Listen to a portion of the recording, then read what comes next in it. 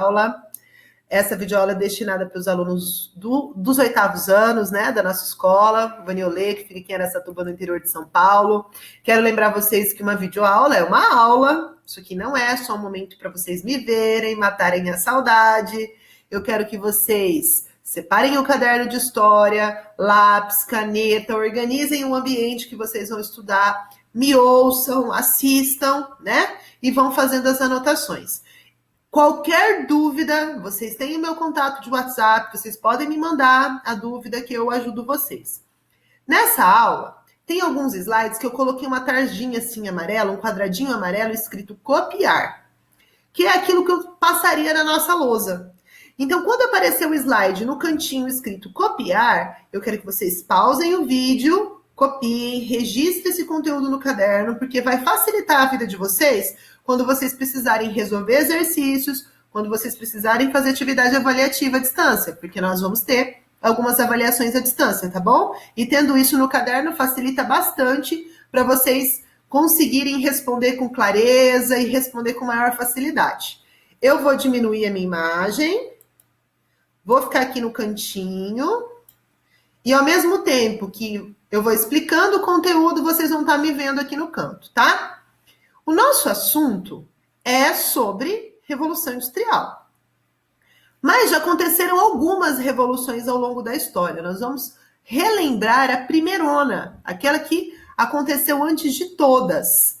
Isso é um assunto que nós já vimos na escola, mas que eu estou proporcionando a vocês um ambiente de revisão para facilitar o entendimento das aulas lá do Centro de Mídia. Quando vocês começarem a assistir pelo aplicativo, pelo YouTube, pelo Facebook, vai estar mais fácil, porque a gente já vai ter tido essa aula de revisão, ok?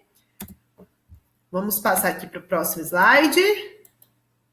A rotina eu quero que copiem no caderno. Bem, hoje nós vamos falar sobre a primeira Revolução Industrial. Essa Revolução Industrial aconteceu na Inglaterra e principalmente no setor têxtil, na indústria têxtil. O que é a indústria têxtil? É a indústria que produz tecidos. As primeiras fábricas que surgiram na história foram fábricas de tecido. Por isso que a gente fala indústria têxtil, tá? Lembra sempre que têxtil tem a ver com tecido. A partir do momento que a Revolução Industrial aconteceu, surgiram também duas novas classes sociais, ou duas camadas sociais foram renomeadas: a burguesia e o proletariado. Burguesia são os donos dos meios de produção, ou seja, os donos das fábricas. E proletariado são os trabalhadores, aqueles que nada mais têm do que a sua prole. Prole é filho. Eles não têm mais nada, a não ser os seus próprios descendentes. E por isso eles precisam vender a sua força de trabalho para sobreviver. Vamos dar um exemplo? Eu, professora, sou dona da escola? Não. Então, eu não sou burguesa, eu não sou dona do meio de produção. Eu faço parte do proletariado. Eu vendo a minha força de trabalho por um salário e esse salário serve para que eu sustente a minha prole e a minha família. Tudo bem? Todo mundo entendeu? E por último, nós vamos ver hoje as alterações que a Revolução Industrial causou nas condições de vida e de trabalho da classe operária. Quando a gente falar classe operária, operários e proletários, nós estamos falando da mesma coisa, tá? São sinônimos.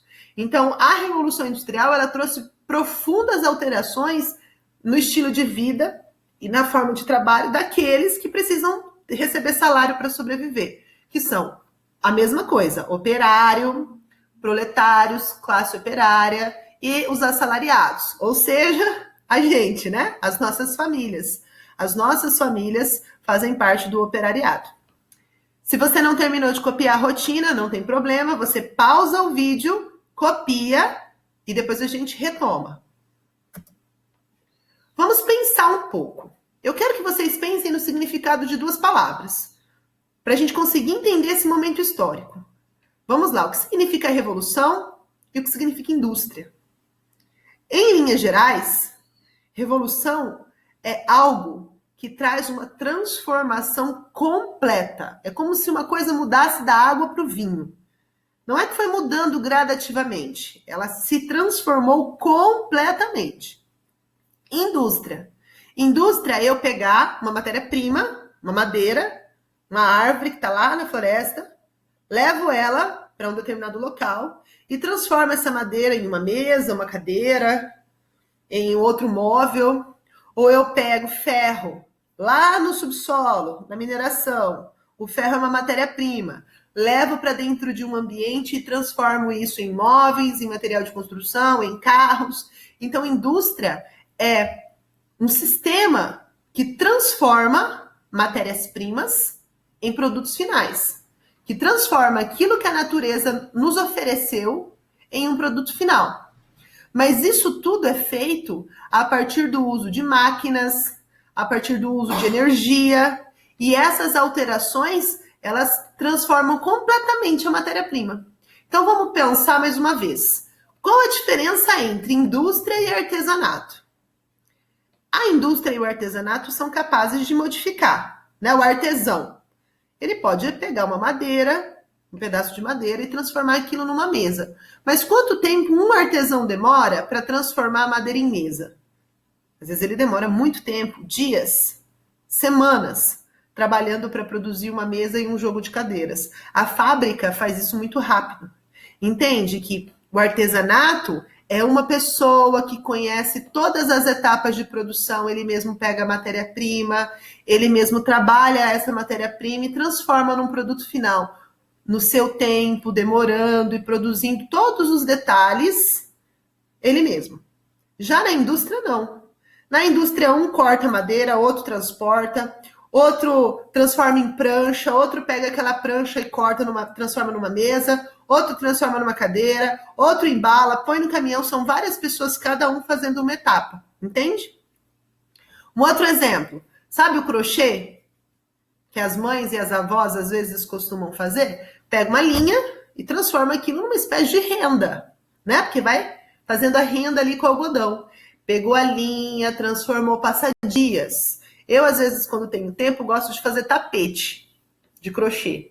Eu passo dias para fazer um tapete. Aquelas passadeiras compridas. Às vezes a gente demora dias. Tem gente que demora semanas para produzir. E uma fábrica? Quanto tempo uma fábrica demora para produzir um tapete? É rapidinho, às vezes minutos, um tapete está pronto.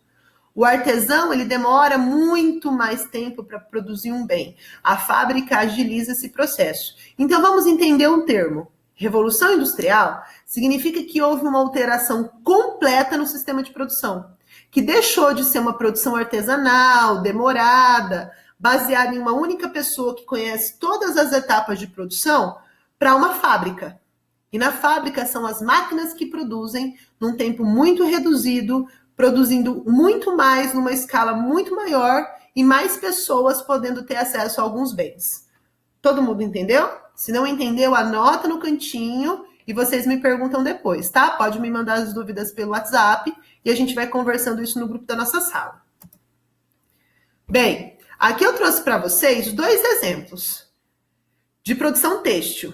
Nesse primeiro quadro aqui, que é o branco, nós temos uma roca de fiar. Isso mesmo, foi onde a Bela Adormecida espetou o dedo e dormiu por um tempão. Acho que nós gostaríamos de espetar o dedo e dormir também, né? Mas vamos lá, aqui está produzindo o fiozinho de fazer crochê. Está produzindo o fiozinho de lã, aquele que vem no novelo, tá? Quanto tempo será que uma pessoa demora para raspar o pelinho da ovelha e transformar o pelinho da ovelha em fio e depois transformar esse fio em roupa? Muito tempo. Aqui do outro lado, nós já temos essa lã sendo tratada e produzida por máquinas. Notem que nem tem pessoas aqui. Está sendo a matéria-prima, está sendo transformada em produto final dentro de uma fábrica que produz isso de forma muito rápida, numa escala muito maior, né? Consegue fazer muito mais coisas ao mesmo tempo. Tudo bem? Agora, esse slide, dá uma pausa e copia também. Para a gente compreender, então, o que foi a Revolução Industrial. Ela acontece na Inglaterra, principalmente no final do século XVII, e se estende por todo o século XVIII, século XIX. Ela é marcada por um conjunto de alterações técnicas, então a forma de produzir vai ser modificada, vai ter alterações econômicas, a forma de circulação de dinheiro, de produção de bens vai ser modificado, e também é marcada por alterações sociais. O jeito que as pessoas se organizam, o jeito que as pessoas vivem também será modificado. Como que essas modificações elas vão acontecer? Vai ocorrer a substituição da energia física pela energia mecânica. Antes, era o físico da pessoa que movia a roca de fiar e aquilo, a lã se transformava no fiozinho que era o novelo. Agora não é mais assim. Não é mais uma pessoa que move a máquina. É a máquina que se move sozinha. Liga lá na tomada e ela faz. Então, nós transformamos a produção a partir da energia física, a partir do momento que as pessoas tinham que produzir, o artesão tinha que produzir, para quando o operário, que é aquele que opera as máquinas, aquele que trabalha com as máquinas. Todo mundo entendeu? Vamos para o próximo. Vai acontecer a substituição da ferramenta pela máquina. Antes, quando as pessoas utilizavam a energia física, elas utilizavam uma ferramenta para modificar. Agora nós estamos modificando as matérias-primas com as máquinas, não mais com ferramenta que é movida com a mão da pessoa, a agulha do crochê, né? É uma ferramenta. É diferente de uma máquina que produz roupas, que produz tecidos. E vai haver uma substituição da manufatura, que é fazer com as mãos, pela fábrica, que é a maquinofatura, quando a máquina produz. Conseguem compreender essa transformação gigantesca? Antes, a produção estava centrada nas pessoas. Eram as pessoas que moviam as ferramentas, eram as pessoas que produziam no seu tempo, eram as mãos das pessoas que produziam o produto final, né? Que transformavam a matéria-prima em um produto final. Agora não mais. Agora as pessoas operam as máquinas e as máquinas produzem no seu tempo, que é um tempo muito mais rápido, que é em escala muito maior do que naquele momento que eram só as pessoas que produziam. Ok? Próximo slide. Olha lá, tarjinha amarela. Copia também. Opa, passei slide aqui. Vou baixar, que aí vocês conseguem copiar. Mas no começo da aula, quando eu passei a rotina para vocês, eu falei que foi a Inglaterra que começou. Nós, brasileiros, fomos colônia de Portugal. Então, só para vocês terem alguns exemplos. Portugueses e espanhóis tinham colônias muito ricas, colônias produtoras de açúcar, como o Brasil, e depois de um tempo produtora de ouro, né, no ciclo do ouro de Minas Gerais. A Espanha teve colônias riquíssimas também. O México, produtor de ouro ali naquela região.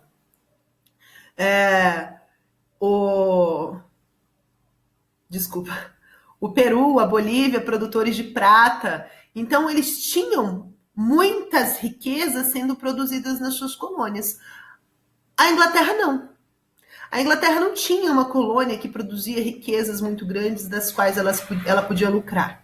Então, a Inglaterra, ao longo do tempo, a sua elite foi mudando a mentalidade, não apenas de explorar a colônia, mas também de produzir riquezas no seu próprio país, de produzir riquezas na metrópole. Aí eles começaram a olhar para dentro do seu território. Aqui tem um mapinha. A Inglaterra é só isso aqui, ó, ela é bem pequenininha. Quando vocês escutam falar de Inglaterra, Inglaterra é um país, é só isso aqui. Aí, quando a gente pega Escócia, Inglaterra e País de Gales, é o que vocês já ouviram falar de Grã-Bretanha. E quando vocês ouvem falar em Reino Unido, é Inglaterra, País de Gales, Escócia e Irlanda do Norte. A nossa aula é sobre a Inglaterra. Então, é sobre esse pedaço aqui, beleza? Esse pedacinho da Inglaterra, ou pedacinho do Reino Unido, né, que é a Inglaterra, tinha muitas matérias-primas. A gente já sabe que matéria-prima é aquilo que vem da natureza e a gente pode transformar. O que eles tinham? Minério de ferro e lã. Também tinham carvão mineral, que é um carvão extraído do subsolo e é próximo do petróleo. É utilizado para queimar por muito tempo e alcança temperaturas muito maiores. Então, olha lá, tem minério de ferro, que serve para fazer as máquinas. Tem carvão, que serve para movimentar essas máquinas. E tem lã, que é aquilo que eles vão transformar. Nós não estamos falando de indústria têxtil? A base dos tecidos ingleses é a lã. Aqui no Brasil, como é muito quente, a gente quase não utiliza roupas de lã, principalmente aqui em Araçatuba, né? Araça, Texas, Araça Forno. A gente usa muito roupa de algodão. A minha camiseta, por exemplo, é uma camiseta de algodão. A camiseta do uniforme de vocês utiliza muito algodão, que é mais fresquinho. A lã, ela é mais quentinha. A gente utiliza normalmente no inverno, e olha lá, às vezes só no cachecol. Lá na Inglaterra, como é muito mais frio do que aqui, com invernos muito rigorosos, os tecidos das roupas são mais pesados, são mais quentes. E eles já estavam habituados a usarem roupa de lã. Uma outra coisa que a Inglaterra possuía era muita gente para trabalhar. Então tinha mão de obra disponível. Se ela tem muita gente para trabalhar, também tem muita gente para consumir. Porque não basta só produzir o tecido, produzir a roupa de lã. É preciso que alguém compre essa roupa. Então eles também têm mercado consumidor, que são pessoas para comprar esses produtos. Eles vão ter uma energia, uma fonte de energia abundante, que é o carvão mineral, que eu já falei, e já vão ter passado pela Revolução Inglesa. A gente estudou isso, lembra que a gente falou sobre a Revolução Inglesa, quando nós estudamos o Henrique VIII, Elizabeth, e aí a gente foi indo até a Revolução Gloriosa? Então, as revoluções inglesas, elas tiraram o poder todo das mãos dos reis e colocaram esse poder na mão do parlamento.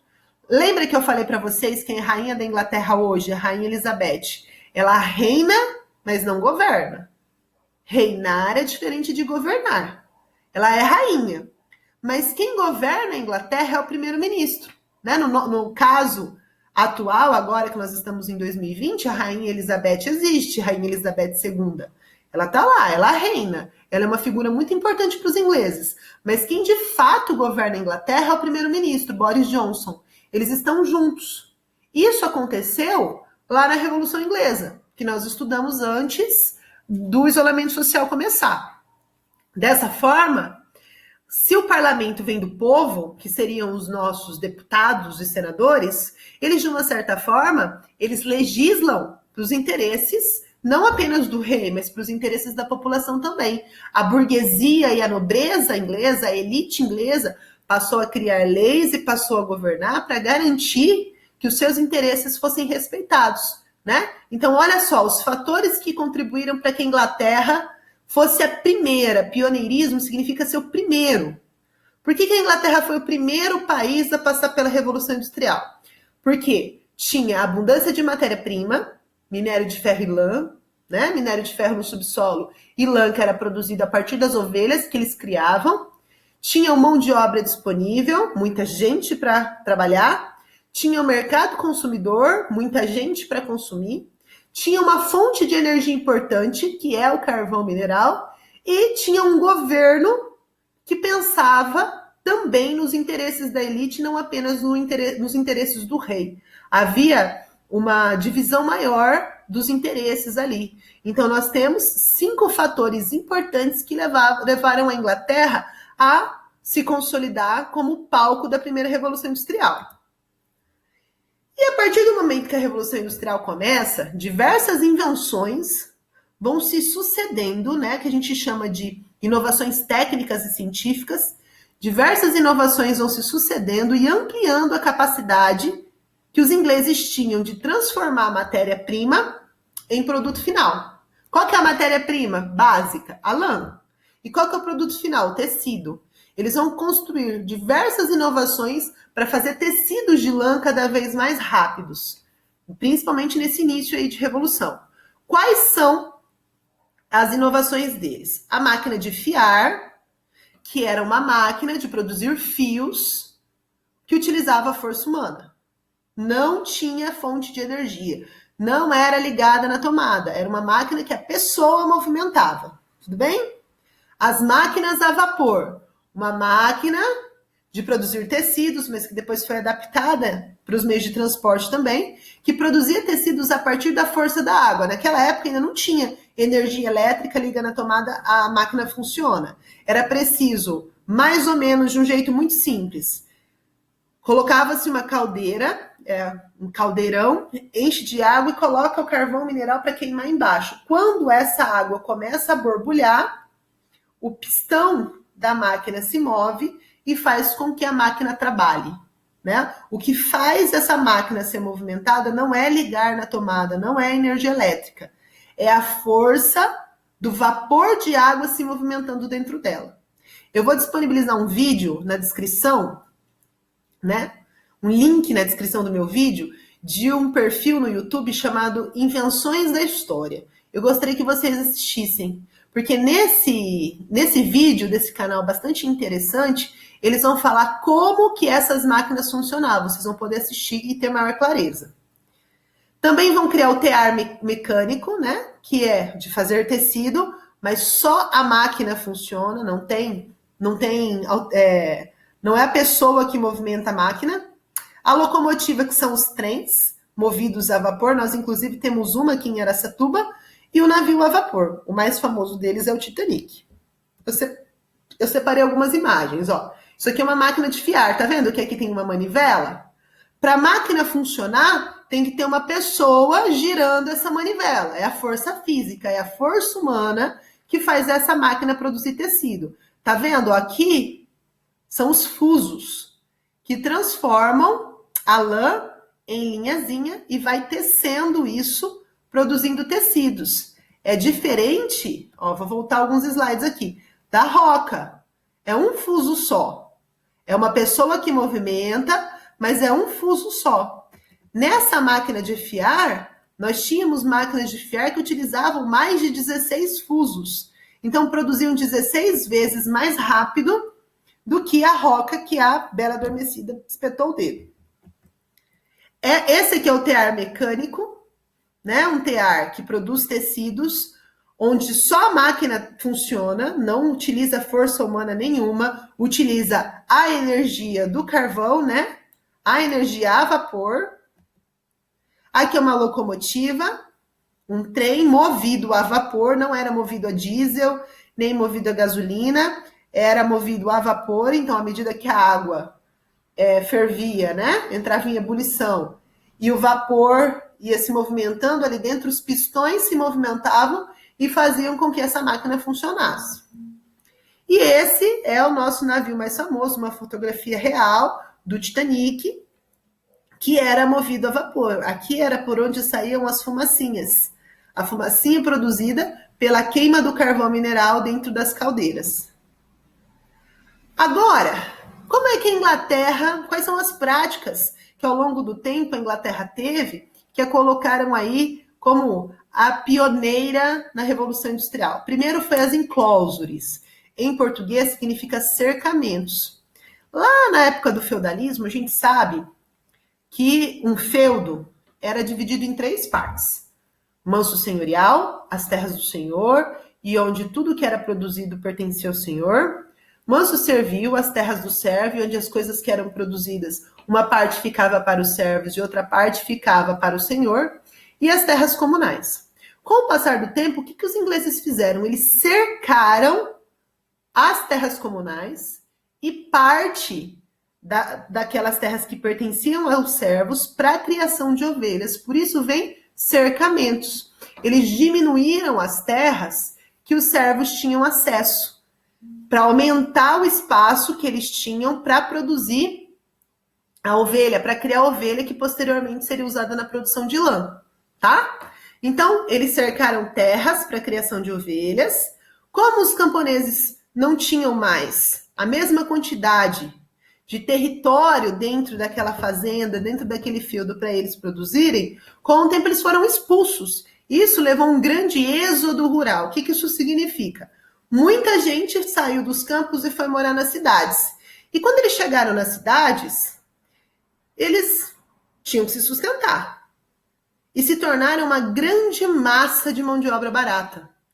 Eles não tinham como ganhar dinheiro a não ser trabalhar nas fábricas, produzindo tecidos com a lã que vinha da criação de ovelhas das terras que eles perderam. Chega até a ser uma ironia, né? Ao mesmo tempo, o cercamento produziu 2 coisas importantes. E eu não estou dizendo que elas sejam necessariamente boas ou ruins. Duas coisas importantes. Primeiro, aumentou a produção de lã, porque aumentou a terra que as ovelhas podem ser criadas. Segundo, à medida que expulsou os camponeses das terras deles, que expulsou os camponeses do campo, o êxodo rural também criou uma grande massa de trabalhadores para as fábricas nas cidades. Então ele criou, os enclosures foram os responsáveis pelo aumento da matéria-prima necessária e aumento da mão de obra necessária. Bem, vamos lá. Continuando aqui. Vamos lá. Voltando aqui. Prestando atenção nesse slide, para a gente retomar a produção, ou seja, a transformação de matéria-prima em produto final, vai sofrer profundas alterações com a Revolução Industrial. A manufatura, que é o ser humano produzindo com as suas mãos, vai dar lugar à maquinofatura, que é a máquina que produz. As oficinas, que era um local onde os artesãos trabalhavam, vai dar lugar às fábricas, que é o que a gente conhece até hoje. E o artesão, que trabalhava sozinho, que conhecia todas as etapas de transformação, né, de produção, vai ceder lugar ao operário. E o operário vai se especializar em uma coisa só, ele vai saber fazer uma coisa só. Então, presta atenção. O artesão. Se a gente voltar no passado, com certeza vocês já assistiram filmes e séries e desenhos animados que falam sobre os reis, as princesas e os castelos. Por exemplo, quem produzia sapato na Idade Média sabia selecionar o couro, curtir o couro, que é transformar o couro em um produto para fazer sapato, sabia cortar, media o pé das pessoas e fazia sob encomenda. Então ele pegava a matéria-prima, que é o couro, e conhecia todas as etapas de produção até chegar no produto final, que é o sapato.